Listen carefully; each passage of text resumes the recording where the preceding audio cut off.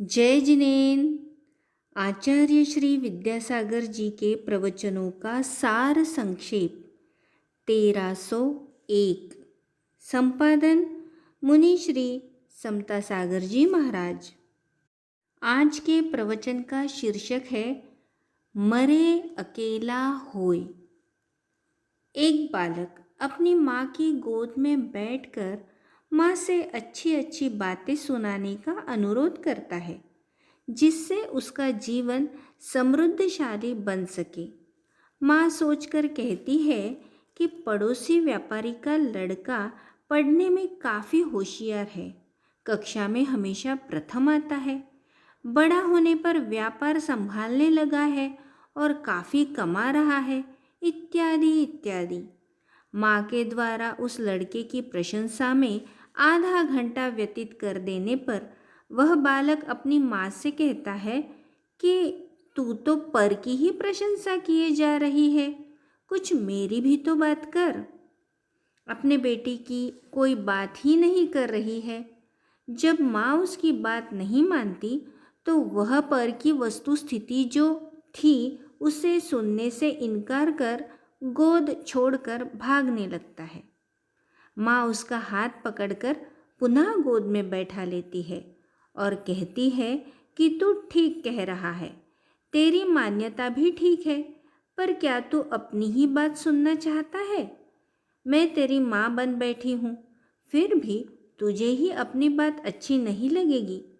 इस पर बालक कहता है, नहीं माँ, मुझे बिल्कुल अच्छी लगेगी। तो फिर सुन, तू मेरा बेटा नहीं है, मेरा लाडला नहीं है, मैं तेरा हित करने वाली नहीं हूँ, इत्यादि। तब वह बालक धीरे धीरे सोचने लगता है कि माँ जो कुछ भी कह रही है वह सब सही कह रही है। अभी तक इस संसारी प्राणी की सच्ची स्वार्थ बुद्धि हुई ही नहीं। कहने के लिए वह स्वार्थ कहता है, लेकिन वह न अपनी प्रशंसा सुनना चाहता है न दूसरों की ही। अपनी प्रशंसा की जाए कि आत्मा अनंत ज्ञान का सुख का भंडार है। आत्मा का किसी भी सांसारिक पदार्थ से कोई संबंध नहीं है। आत्मा यदि है तो ज्ञान दर्शन वाला है।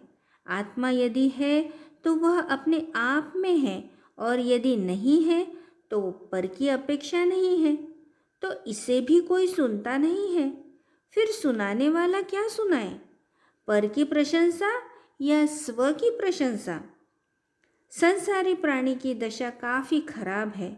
फिर भी करुणा भाव से गुरुजन उपदेश देते हैं ताकि इसे अपना परिचय प्राप्त हो और यह संसारी प्राणी कल्याण के मार्ग में लगे। एक पौराणिक कथा आती है। एक बार की बात है, समौशरण की रचना हुई और भगवान समौशरण में सिंहासन पर विराजमान थे। दिव्य ध्वनि घिर रही थी। असंख्य देवी देवता मनुष्यादि एकत्र होकर बड़े मनोयोग से उसे सुन रहे थे। दो श्रावक भी उसे सुनने जाते हैं। रास्ते में उन्हें एरंड के पेड़ के नीचे बैठे एक मुनि महाराज दिखाई पड़ते हैं। वे उन्हें वंदना करके कहते हैं, हे महाराज, हम भगवान के समौशरण में जा रहे हैं। वहाँ जाकर पूछेंगे कि हमारा पुरुषार्थ कब जागृत होगा, हम उसके माध्यम से मुक्ति पा सकेंगे या नहीं। अगर आपको भी कुछ पूछना हो, कुछ शंका समाधान करना हो तो कहिए, हम पूछकर बता देंगे। महाराज कहते हैं कि यदि तुम्हें मेरे बारे में कुछ पूछना ही है तो पूछ लेना कि इस प्रकार साधना करते करते हमें कब मुक्ति मिलेगी। दोनों श्रावक समौशरण में पहुंच जाते हैं। पहले अपने हित की बात पूछते हैं तो उन्हें भगवान की ओर से उत्तर मिलता है कि तुम 7-8 भवों में मुक्ति पा जाओगे। यह सुनकर वह काफ़ी प्रसन्न होते हैं।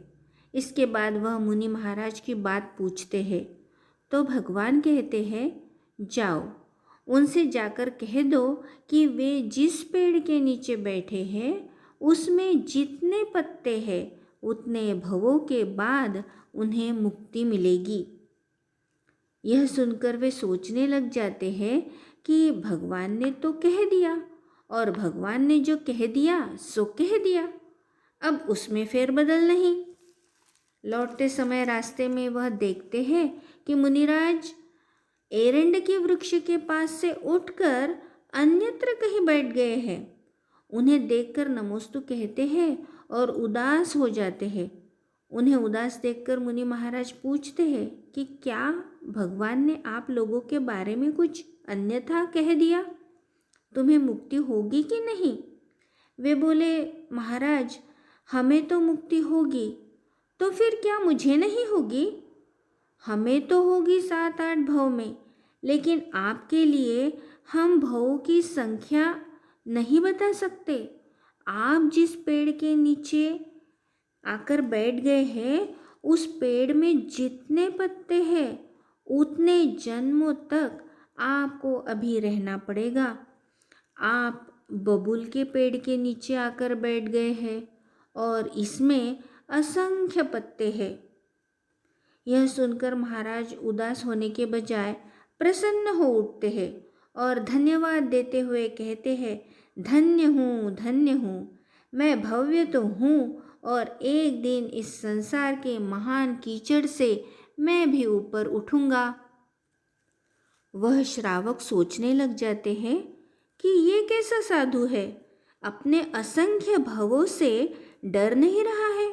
कभी विचार किया डर किसका है? यदि संसार में भटके तब डर है। संसार से तो मुझे छूटना है।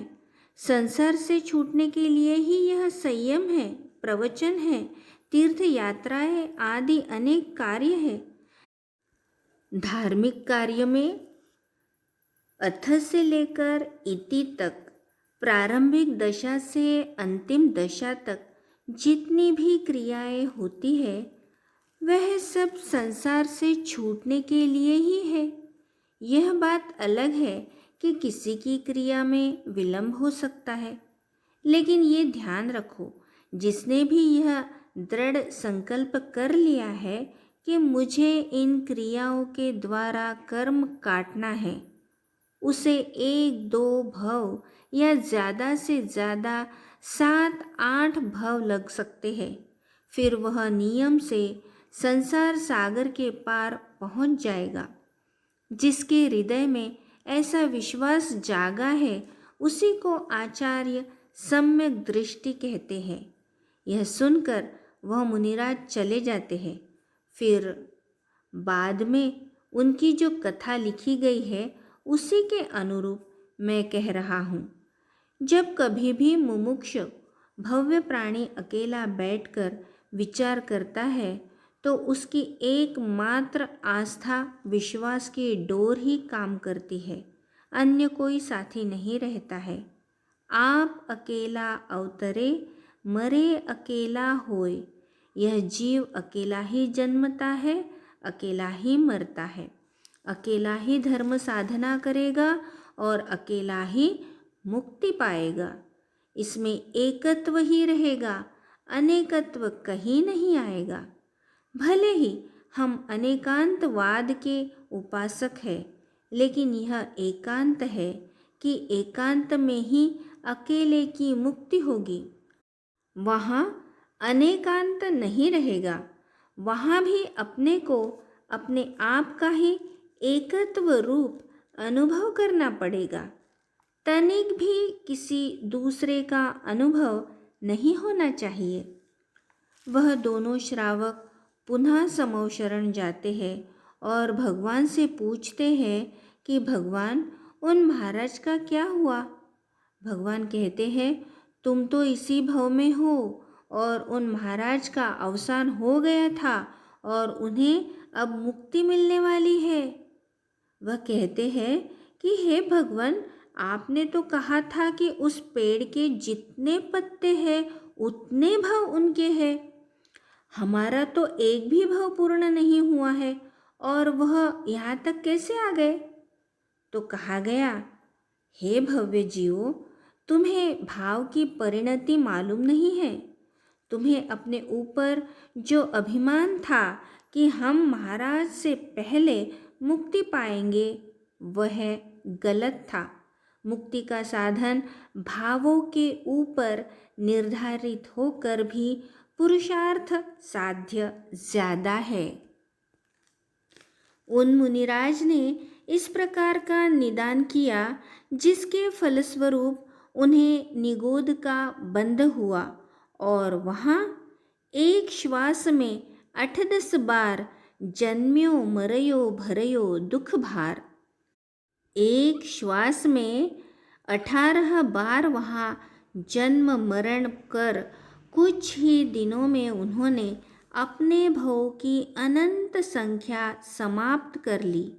इसके बाद मनुष्य जन्म ग्रहण किया और पुनः मुनि दीक्षा धारण कर ली और उसी स्थान पर, जिस स्थान पर पहले बैठे थे, तपस्या कर रहे हैं।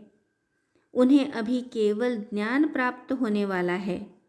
पंचाश्चर्य होंगे और अभी अभी वह यहाँ आने वाले हैं। दर्शन कर लेना। बंधुओं, आप समझ ही गए होंगे कि मैं क्या कहना चाह रहा हूँ। कौन कहाँ किस रूप में क्या कर रहा है, इस पर्याय बुद्धि में मत उलझो। भावों की पहचान करो। यही हमारे लिए उपादेय है।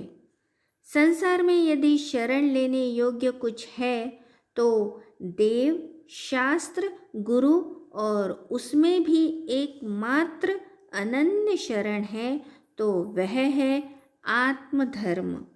इसके अलावा अन्य कोई शरण नहीं है। पहले शुरू में व्यवहार शरण, फिर देव, शास्त्र, गुरु की शरण का माध्यम लेकर आत्मशरण। वह मुनि महाराज अन्यत्र कहीं नहीं गए।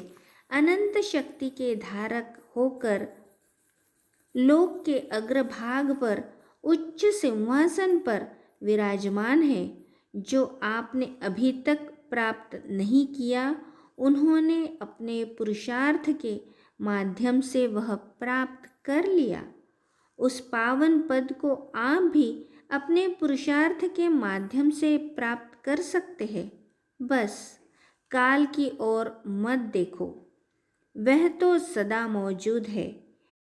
एकमात्र अपने परिणामों को सुधारते हुए मुक्ति के पथ पर अविरल बढ़ते जाइए। आप मुनि महाराज की कथा और उन 2 सज्जनों की जो भ्रांति थी उसे भी याद रखेंगे और सिर्फ याद ही नहीं, उसके माध्यम से अपने भव्यत्व भाव को प्रकट करेंगे। इसके लिए कोई काल अपेक्षित नहीं है। एकमात्र दृढ़ संकल्प की जरूरत है। संकल्प आते ही वह नियम से प्राप्त हो जाएगा। महावीर भगवान की जय।